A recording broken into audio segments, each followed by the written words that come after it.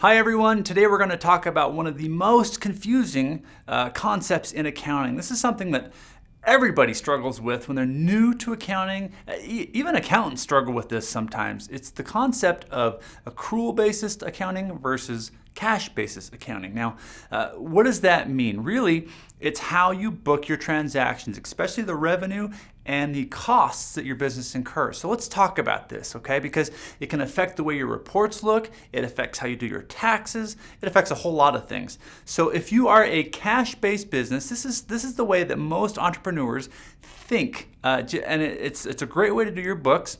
Really what it is you book your transactions when cash comes into your business or leaves your business. So when you're booking revenue, let's say you get a customer in January. You do the work in January, but let's say they take a few months to pay you and they pay you in March, okay? So as the accountant, what you would do is you wouldn't book anything in January, you just did the work, but when the customer pays you, that money comes in, you would actually increase your revenue in March and increase your cash balance in March as well. So in that instance, you're not really tracking accounts receivable on your balance sheet. You're just booking the transaction when you get paid. With your costs, it's the same thing. You book your expenses when you pay for them, when cash goes out of your business. So again, for that exact same situation, let's say you do the work in January, okay? But let's say maybe you pay for the materials also let's say you pay for it in February. So you do the work in January, you don't book anything, but when February rolls around and you actually have to pay your vendor bill because you're maybe 30 days on account or something, that's the moment that you would book the cost. So when you're looking at your profit and loss statement, that's the report that shows your revenue and your expenses. What you would see is you're really booking revenue in March and you're booking your expenses in February. This is the problem with the cash basis accounting system. You see, the revenue and the expenses aren't lining up for the work that you did.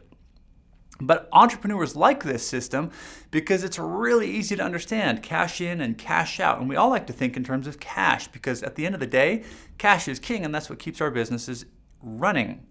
Now there's this new concept, well it's not new, but it's new to a lot of people. It's called accrual basis accounting. And what this does is this books transactions when they are earned or incurred. Okay, so let's go back to our situation. Let's say you have a customer, you get them in January, and you do the work in January. That's when you earn the revenue.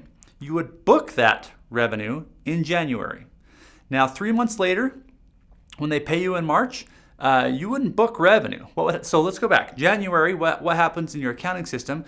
You would book it so that your revenue goes up and your accounts receivable goes up. That tells your accounting software, customer ABC owes us money.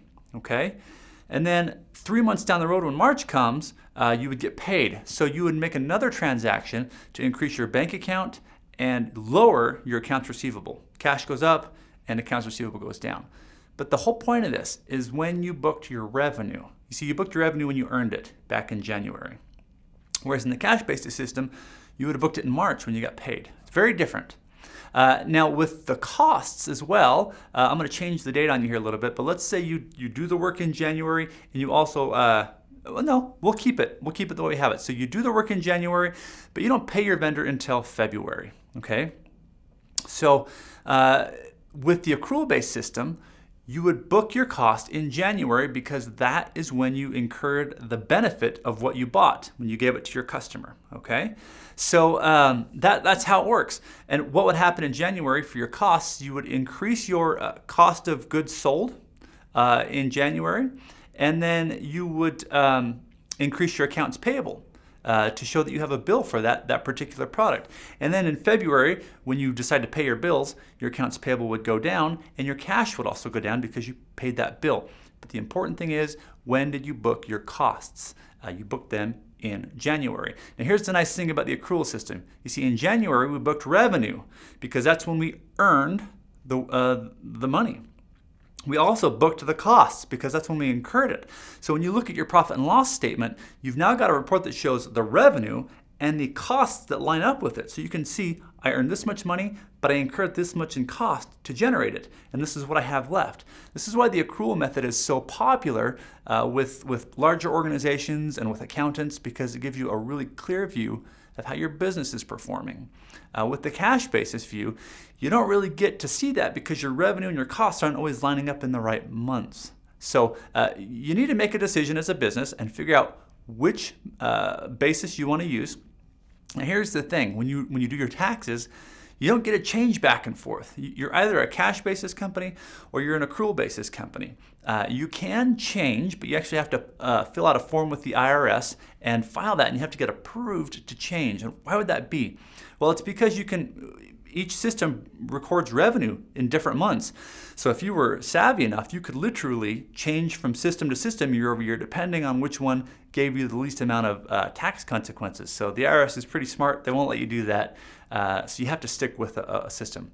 Again, you can change, but you can't go back and forth. So if you change once, you're kind of going to be in that basis of reporting. So anyway, I hope this helps. If you have any questions at all, leave them in the blog post down below in the comments, and I'll be happy to help and answer them. Thanks, you guys.